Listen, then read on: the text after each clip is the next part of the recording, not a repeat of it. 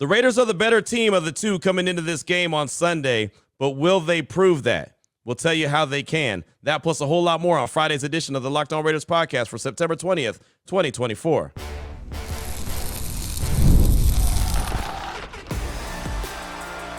You are Locked On Raiders, your daily Las Vegas Raiders podcast, part of the Locked On Podcast Network, your team every day. And welcome in, Raider Nation, to another edition of the Locked On Raiders podcast. Thank you so much for making the show your first listen of the day. Make sure you subscribe or follow for free on YouTube or wherever you get your podcast to get the latest edition of the show as soon as it becomes available. And as always, if you're checking us out on YouTube, you know we appreciate that. The show continues to grow each and every day. That's because of the support of you, Raider Nation, and because of the awesome job that my man Ari does behind the scenes, making sure we're on YouTube, we're looking good, we're sounding good, we're doing what we're supposed to be doing. So we shout him out, we check him out. He's on Twitter at Ari Producers. You can hit me up as well at your boy Q254. And we got the Locked On Raider podcast voicemail line at 707-654-4693. The return of your calls and texts will close out the show in segment number 3 of today's Locked On Raiders podcast. And please believe we got plenty. So I'll try to get to as many as possible in segment number 3. Segment number 2, we know the Raiders are the better team. We know they're coming off a big win versus the Baltimore Ravens. How do they back that up? How do they handle success? How do they get a dub on Sunday at the season home opener? As I always give you, keys to victory. We'll do that in segment number 2. Offense, defense, special teams, coaching. We'll let you know all of it. That'll be in segment number 2 of today's Locked On Raiders podcast. Here in segment number 1, news and notes of the day, as I always do. And really just going to go over the injury report for Thursday and also give you the history behind Qimoni's game. And many shout outs to everyone who reached out to me and, sent me some love for Kimani, who passed away on January 22nd in 2020. His birthday was yesterday, September 19th. He was born September 19th, 1999. So I'll give you the history behind that game as well. We'll do that here in segment number 1 after I tell you about the title sponsor of the show, which is PrizePicks. Go to prizepicks.com/LockedOnNFL. Use code all lowercase LockedOnNFL to win $50 instantly when you play $5. So quickly, we'll go over Thursday's injury report. Didn't get to do that on Thursday's show because we did have the crossover edition. But for Wednesday and Thursday, you look at Mad Max Crosby, ankle injury. He was limited on Wednesday, limited on Thursday. I'm sure he'll be limited today, and I have no doubt that he'll be ready to go full status on Sunday versus Carolina Panthers. That's who Max Crosby is. Yeah, he's dealing with the ankle injury, but they're going to take him very slowly in practice because we know once game time comes, he'll be ready to go. Divine Diablo, oblique concussion. Did not participate on Wednesday, did not participate on Thursday. I don't expect to see him playing on Sunday at all. So that's an opportunity for Luke Masterson to get into the mix. That's an opportunity for maybe an Amari Gaynor to get into the mix, Amari Burney. It'll show some depth at the linebacker position. Remember, when the Raiders built their 53-man roster, they kept 7 linebackers. So I don't expect to see Divine Diablo come Sunday, but I do expect to see Masterson and probably some Amari Gaynor. Speaking of linebackers, Tommy Eichenberg, the rookie, dealing with the knee injury, was limited on Wednesday, full participant on Thursday. So you may also see the debut of Tommy Eichenberg, what he's able to do on the field as well as a defender, not a special teams guy. Tackle Colton Miller dealing with the shoulder injury, limited Wednesday and Thursday. D-Cam Richardson with the hamstring, did not participate on Wednesday or Thursday. Don't expect to see him on Sunday either. Tyree Wilson, knee injury, limited on Wednesday and Thursday. Probably be pretty shocked to see him come Sunday, but we'll find out later on today, the injury report, and then also the inactives about 90 minutes before kickoff come Sunday. Defensive tackle Christian Wilkins, knee injury, limited both Wednesday and Thursday. I'm sure he'll be ready to go full throttle come Sunday. Dylan Parham, this is an interesting one. Foot injury. He was a full participant on Wednesday. He was limited on Thursday. We'll have to monitor that, right? We hear JPJ is going to come back, Jackson Powers Johnson, and actually make his NFL debut. I'd hate to see Dylan Parham not be able to go. He's holding down that right guard spot. The Raiders need that offensive line to be fully intact. So that's something I'm paying attention to. Safety Chris Smith, knee injury, limited on Wednesday, full participant Thursday. Janarius Robinson, defensive end, hand injury, was not listed on Wednesday, full participant on Thursday. So he should be good to go. As far as the Panthers go, they're dealing with some injuries as well. A'Shawn Robinson, knee injury. DMP didn't participate Wednesday, was limited on Thursday. I'm sure he'll go. Shy Tuttle with a foot injury didn't participate Wednesday or Thursday. He's been a disaster anyway. Even when he does play, he has not been good. Jadeveon Clowney, full participant on Thursday. He just got a Veterans Day on Wednesday. Same with Felipe Franks, the tight end who's been around the game for a minute now. Robert Hunt, the guard, shoulder injury, limited on Wednesday, full on Thursday. Damian Lewis, also on the offensive line, groin injury, limited Wednesday, full on Thursday. So they're good to go. Tommy Terrible, the tight end, hamstring injury, limited on Wednesday and Thursday.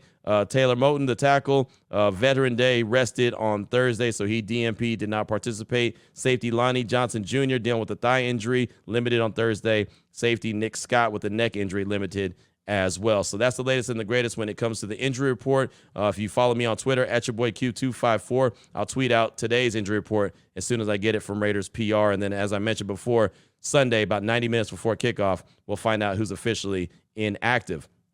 Now, I didn't really get to speak on it too much on Thursday's show. That was my son Kimani's, my firstborn, his birthday, September 19th, 1999. It was always so convenient. I was like, man, I'll never forget his birthday, 9/19/99, right? Can't go wrong with that. But then, unfortunately, passed away on January 22nd, 2020. And I remember I thought that was going to be my year, man. 2020 was going to be my year, right? I mean, I was in Central Texas at ESPN Central Texas. We were going to New Orleans for the Sugar Bowl. And so you start New Year's off in New Orleans. What better place would you rather be than New Orleans for New Year's? Then the draft was, then the Super Bowl, was going to be in Miami. So I was ready to go to that. I was excited about that. And then the draft was supposed to be in Vegas. So basically my calendar year was going to be New Orleans, Miami, Vegas. What could go wrong? Well, the pandemic obviously hit. That went wrong. But then my son passed away on January 22nd. So I got the New Orleans and the New Year's experience. He passed away 4 days before Kobe Bryant passed away, and I was actually in Miami for a Radio Row for the Super Bowl, 4 days after he passed away. Just, tried to, I don't want to say get that out of my mind, but tried to keep everything moving forward, status quo, and try to get back as much normalcy as possible. But that was a rough week, and then obviously the pandemic hit the country really hard. The draft in Vegas never happened, but obviously what mattered to me the most was, the passing of my son, Kimani, and his favorite basketball player 4 days later, Kobe Bryant, which was kind of bizarre the way that happened as well. But ever since then, and if you've been listening to the show for a long time, or if you're a new Booty listener, every year on his birthday, I always have Kimani's Game, hashtag Kimani's Game, talk about it. I have no problem talking about it. I think that's a great way to honor him, is not to forget about him, not stop talking about him. I bring him up in random conversation. Just, oh man, I remember when my son Qimonni did this. Like, I will never stop talking about him. He is that dude, right? He was my ace, right? And he's still my ace, even though he's no longer with us. But did pretty well with Kimani's Game. And look, he was a diehard Raider fan, right? And that's obviously because of me. He couldn't help himself, from the minute that he was born, even before he was born. I remember me and his mom actually went while she was pregnant. She looked like she was about to give birth, and we were at a preseason game. Imagine that, the Coliseum, a preseason game, and she's as big as All Outdoors waiting to give birth to this young man. So he was born into it, like many of Raider Nation is. But diehard Raider fan would always call me and be like, man, Dad, how are we going to do this year? Do we got a quarterback this year? I remember he liked Terrell Pryor a lot. He was a big Terrell Pryor fan, and he was, man, we finally got a quarterback. And I said, yeah, but I don't know. He seems like he always throws a slant. And no sooner than I said that, he threw an interception. It was a slant pass. He was trying to hit Denarius Robinson. I don't remember or Denarius Moore, I should say. Excuse me. I don't remember was it Denarius Moore? Denarius Moore, yeah. I don't remember what game it was, but I remember we were on the phone, and he said, man, we got a quarterback. I was like, yeah. And then I said that slant pass, and he threw it, and it got picked off. So here's the history of Kimani's Game. 2020, obviously that was the year that he passed away. The Raiders defeated the Saints at Allegiant Stadium. That was their first home game. It was Monday Night Football. There was no fans. Remember, that was the pandemic year. Football went with no fans, which was really weird, but the Raiders beat the Saints, Drew Brees and company. They won. So 1-0 in Kimani's games in 2020. 2021, traveled to Pittsburgh. I remember I was in attendance. That actually was on his birthday, September 19th, and the Raiders won that one. So they were off to a great start on Kimani's games, right? They were 2-0. That was the game where Carr hit Henry Ruggs on that deep pass at the end of the game, got that touchdown. It was pretty awesome, right? A great play right there. The Steelers had battled back in that one, and then that's when Carr hit Ruggs, and that's when it looked like it was starting to click. Like, okay, these guys, now we understand why the Raiders went and drafted Henry Ruggs when they did, because of plays like that. We all know the tragedy that happened with Henry Ruggs, and more importantly, the lives that he took with his reckless act. But that's when we all thought it was starting to click. So the Raiders were 2-0 in Kimani's games. And then the Cardinals game happened. Then 2022 happened. The Raiders lose to the Cardinals in overtime. It was at Allegiant Stadium. They were up 20-0 at halftime. and they lose 23-29. That was when Hunter Renfrow got knocked out with a concussion, fumbled. The Cardinals take it back to the house. That was a game where Kyler Murray ran around the field, it seemed like for about 5 minutes without getting sacked and threw a touchdown pass or ran a touchdown. He ran a touchdown in. He was amazing in that game in the second half. Just did incredible things. So all of a sudden, okay, that's the first. I thought, man, Qimoni's games are there. The spirit is here. He's about to go 3-0. Well, then they dropped to 2-1. And then there was last year. If the Cardinals game wasn't bad enough, last year never stood a chance. The Bills on the road, the Raiders got slaughtered. Like and that's coming off a victory against Denver. They stayed on the road, played Buffalo, and they lost 38-10. So right now, the history of Qimoni games, it's been 4 that's been played, and the Raiders are 2-2. So it's only right that they get back on the winning side of things, right? I mean, I'm not joking. I'm dead serious. I know that Qimoni would say the same thing. He's looking down and telling the Raiders, like, come on now. Come on, you're supposed to have my back. You're supposed to do something for me. And please believe, I'm saying that. I got a smile on my face if you're watching YouTube, because I promise you that's what he's saying. That's how he was. If you think I'm competitive, that dude was as competitive as it gets. Right? He would compete to get in trouble first. Who's gonna get in trouble first? Oh, I'll do it. Right? I mean, he was just that dude. So the Raiders have a responsibility. They've got to get a dub for Q, right? Get a dub for Qimoni's game. This game number 5 since he's been gone, and it's squared up at 2. So it only is right that they improved to 3-2 overall on Qimoni's game's birthdays. And you're getting a Panthers team that's pretty wounded, right? And it's the other thing about this that's bizarre. I promise you, Qimoni would have been a fan of Bryce Young. He would have liked Bryce Young just because, he was a smaller, not Qimoni, but Bryce Young was a smaller dude, but he played the quarterback position, played it really well at Alabama. I guarantee he would have been a fan of Bryce Young. Now, we know that the Raiders aren't playing Bryce Young, but it's just kind of, bizarre that as much as I think back and think of him and, as he was a big sports fan, played every sport, football, basketball, obviously, football, baseball. He played, anything he wanted to play, he could play. Super athletic dude. I guarantee he would have been a Bryce Young fan and probably saying, hey, Dad, we should trade for Bryce Young. The Raiders should go get Bryce Young. I think he's got something. I guarantee he'd be saying something like that right now if he was around. So the Raiders got to get it done. They're taking on Andy Dalton. How are they going to get it done? Well, we'll talk about that coming up in segment number 2 of today's Locked On Raiders podcast. We'll give you the keys to victory. Before we get to that, though, I do want to tell you about a couple great sponsors here on the Locked On Raiders podcast, including Robinhood Gold. With Robinhood Gold, you don't need a silver spoon to eat up the financial favors of the 1%. Robinhood Gold allows others to get the rates and perks usually reserved for the high society. Now, the resourceful individual with Robinhood Gold can earn the very liberal rate of 5% APY on uninvested cash, receive unlimited 1% deposit bonuses, and be rewarded with a handsome 3% retirement boost on an IRA account. Robinhood Gold provides the privileges of a high net worth for any net worth. These generous benefits are now available for only $5 a month. The new gold standards is here with Robinhood Gold. Sign up at Robinhood.com/gold. Terms apply. For product specific disclosures, visit Robinhood.com/gold. Investing involves risk. Rate may change. Gold membership is offered by Robinhood Gold, LLC. I also want to tell you about our great sponsor at FanDuel. And I know you hear me talking about FanDuel all the time. If you're checking on FanDuel right now, the Raiders are favored in this game against the Panthers by 5.5. They are America's #1 sports book. You should have them downloaded on your phone. You should have the app downloaded right now. And they've got something different for you, and it's only through September 22nd, so you only have a couple days to get this done. All FanDuel customers can bet $5 and get a 3-week free trial of NFL Sunday Ticket from YouTube and YouTube TV. Then, with the YouTube TV base plan, you'll be able to watch every regular season Sunday afternoon out-of-market game. All you need is a Google account and a current form of payment, and you can cancel any time. Just visit FanDuel.com, download America's #1 sportsbook.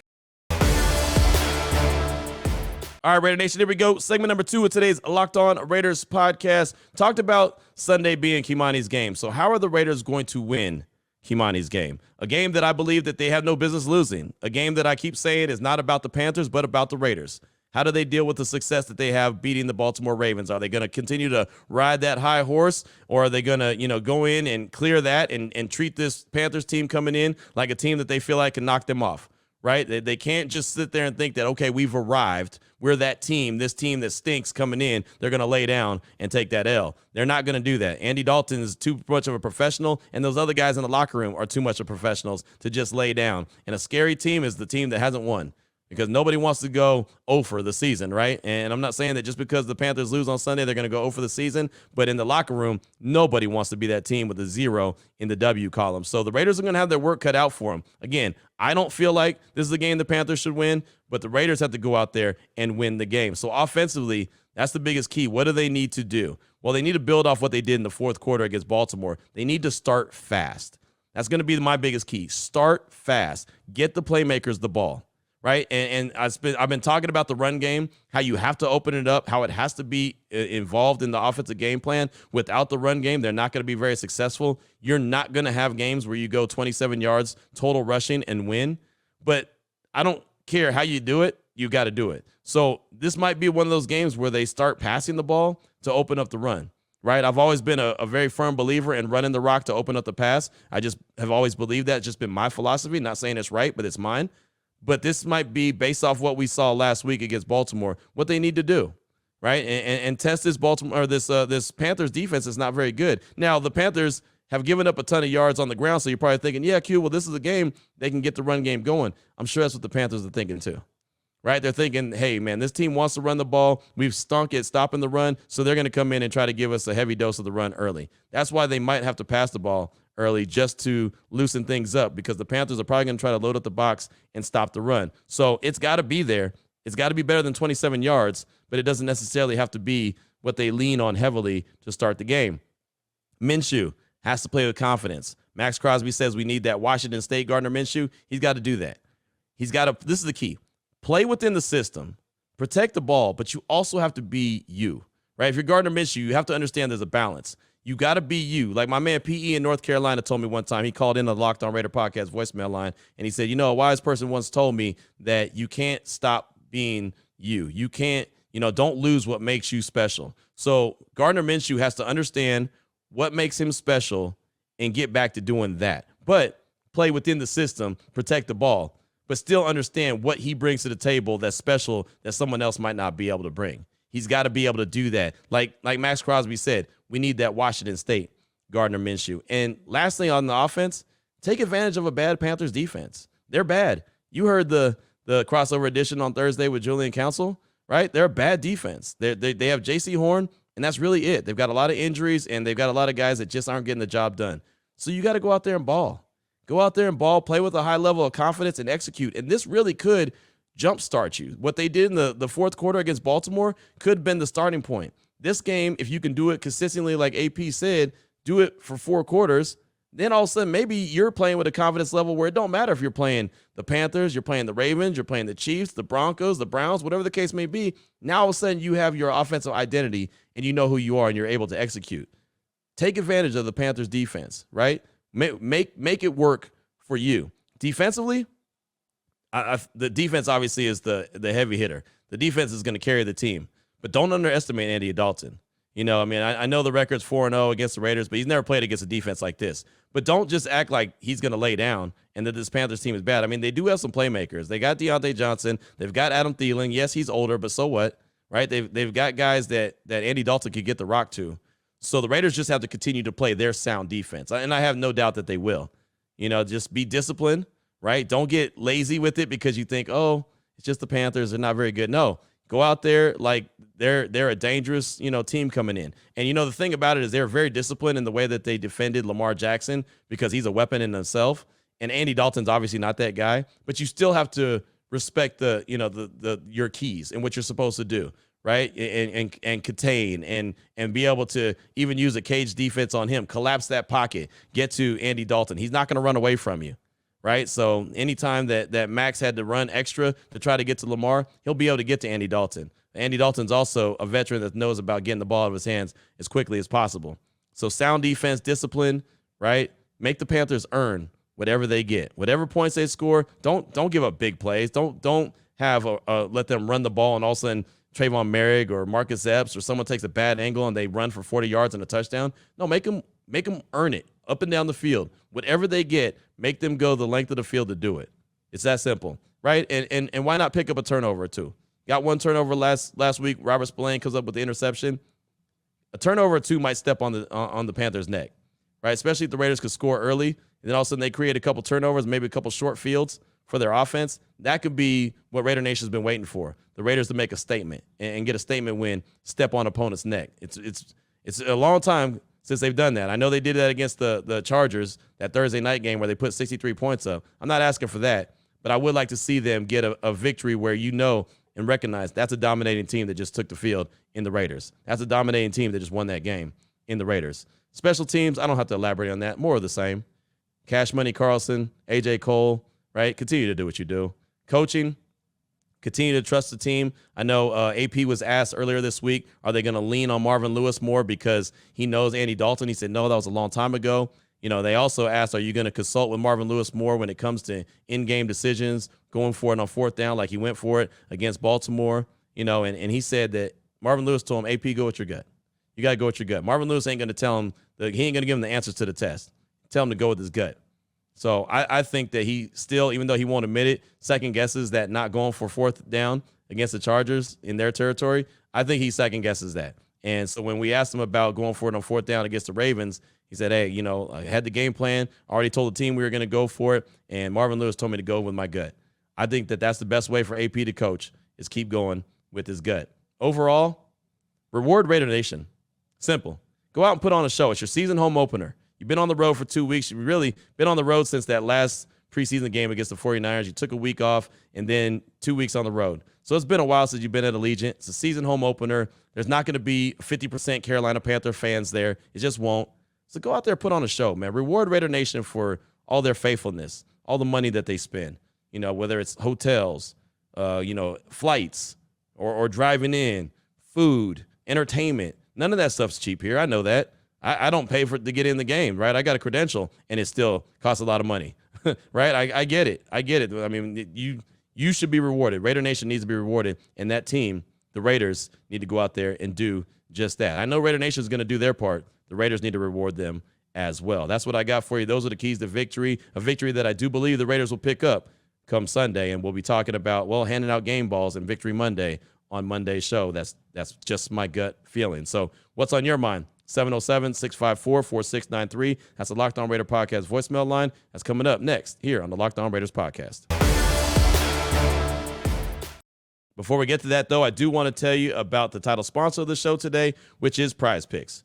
PrizePicks is America's #1 daily fantasy sports app with over 5 million active members. They're the easiest and most exciting way to play daily fantasy sports. And unlike other apps, on PrizePicks, it's just you against the numbers. It's that simple. You can pick more or less on 2 to 6 player stat projections and watch the winnings roll in. And if you're not paying attention, you only have a couple more games. One Caleb Williams passing yard will get you one win on PrizePicks every week in September. Well, it's coming up on the 3rd week, so you can get 4 easy W's, but if you haven't been paying attention, you're down to 2. So don't miss the deal on PrizePicks because it's gone as soon as September gets wrapped up. You can now win up to 100 times your money on PrizePicks with as little as 4 correct picks. And you can play alongside guys like Drewski, Joe Budden, MMA champ Sugar Shane O'Malley.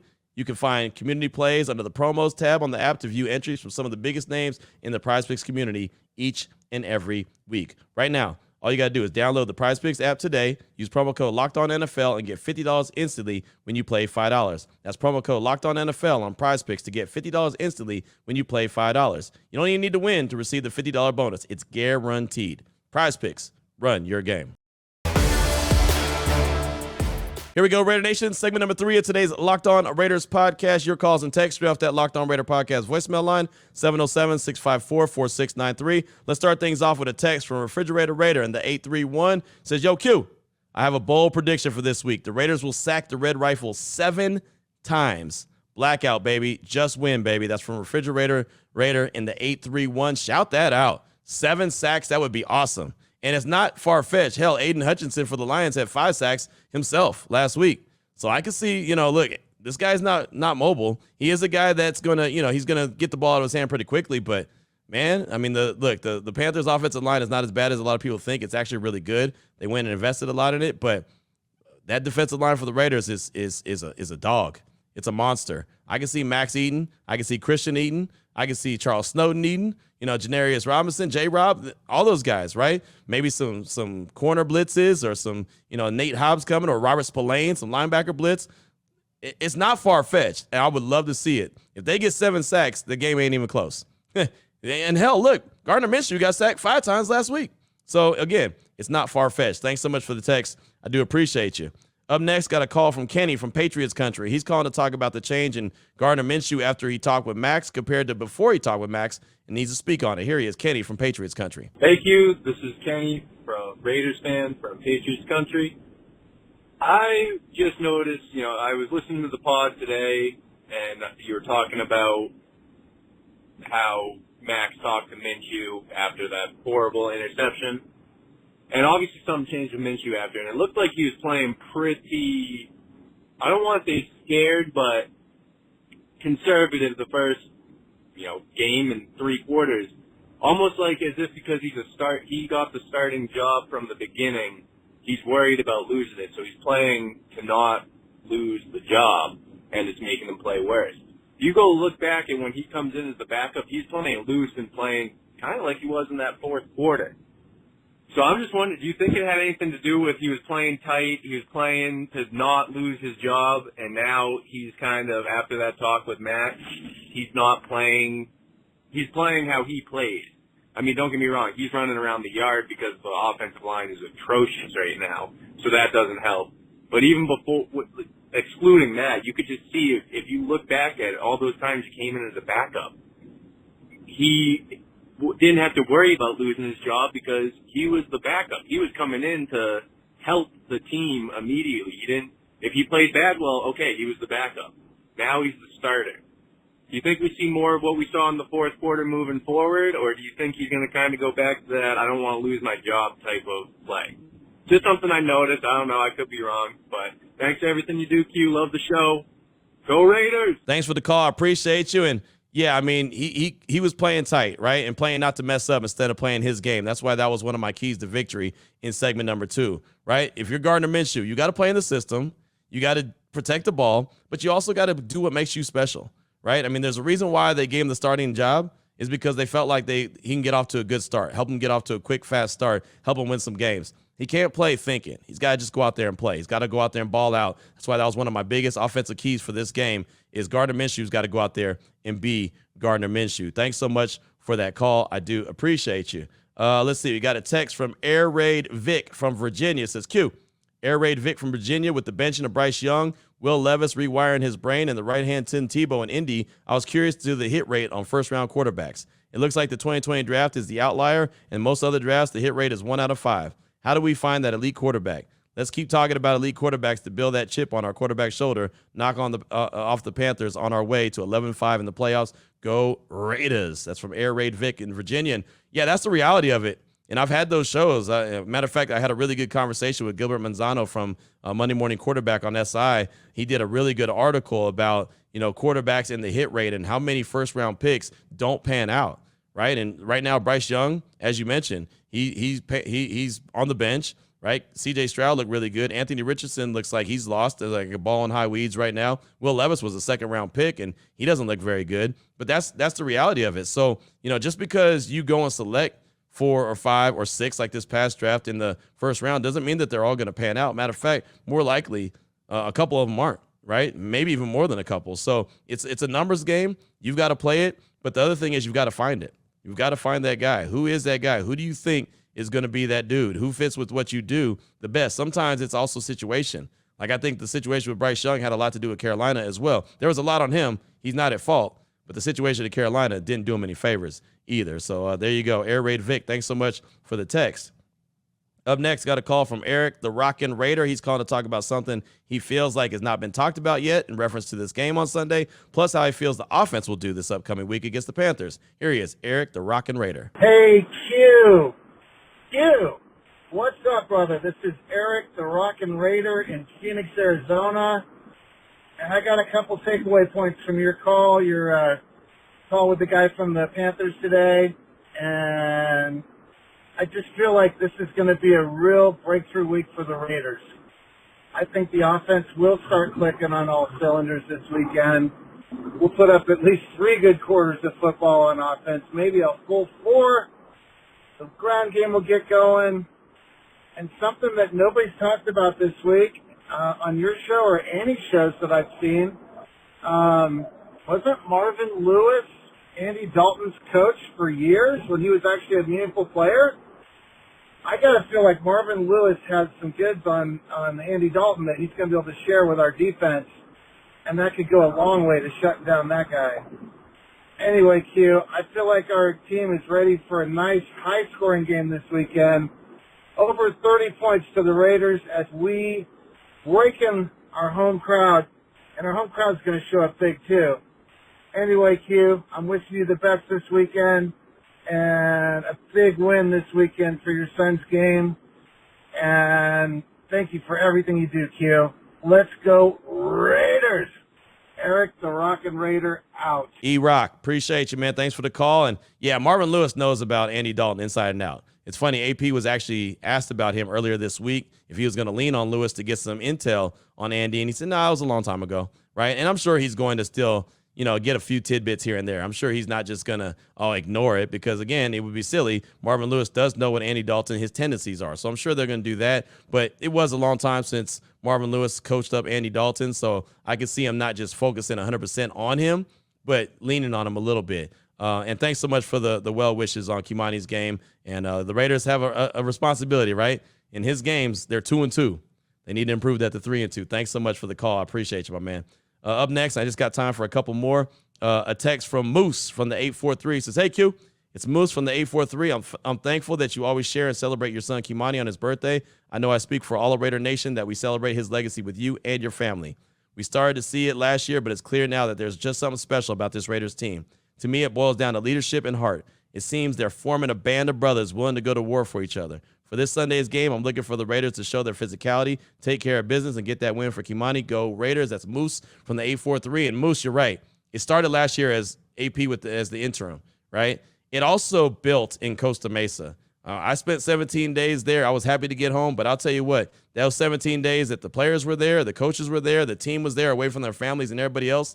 I think that really went a long way.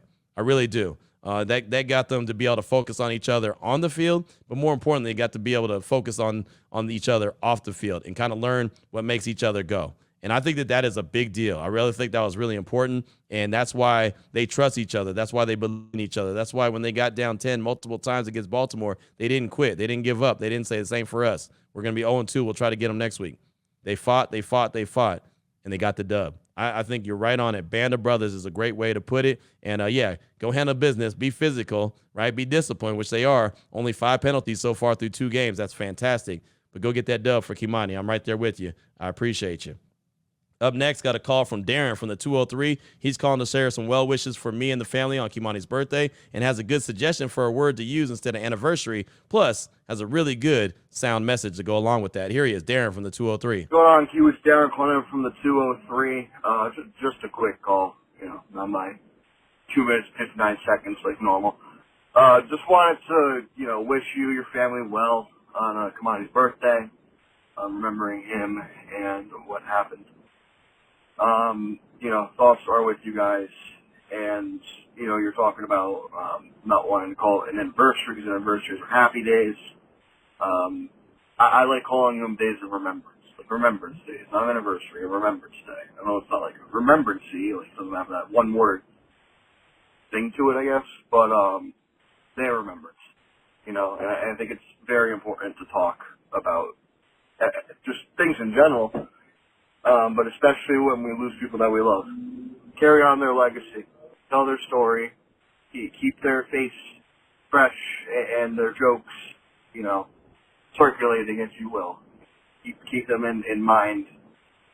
And that's truly one of the best ways to heal overall, man. It's a unimaginable loss that you guys had. And I believe it's very impressive how vulnerable you are and willing you are to express that openly.